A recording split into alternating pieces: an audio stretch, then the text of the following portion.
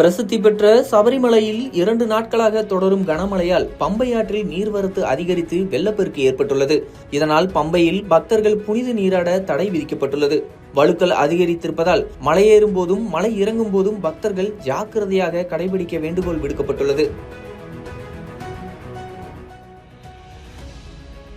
தமிழின் ஆவணி மற்றும் மலையாள சிங்கம் மாத பிறப்புகளை முன்னிட்டு மாதாந்திர பூஜைக்காக பிரசித்தி பெற்ற சபரிமலை நடை சனிக்கிழமை மாலை திறக்கப்பட்டது. ஆகஸ்ட் 21ஆம் தேதி வரை நடை திறந்திருக்கும்.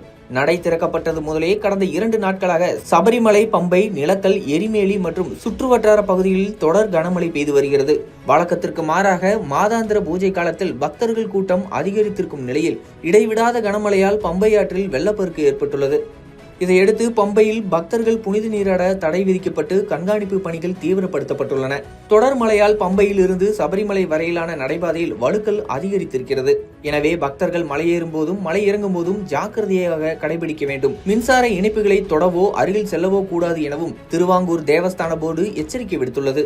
சபரிமலையில் வழக்கம் போல காலை 5 மணிக்கு நடை திறக்கப்பட்டு இரவு 10 மணி வரை நிர்மாலய பூஜை, கணபதி ஹோமம், நெய்யபிஷேகம், கலாபிஷேகம், படி பூஜைகள் நடத்தப்பட்டு வருகின்றன. கனமழை தொடர்ந்தாலும் கொட்டும் மழையிலும் பொருட்படுத்தாது பக்தர்கள் இருமுடி சுமந்து நீண்ட வரிசையில் காத்திருந்து தரிசனம் செய்து வருகின்றனர்.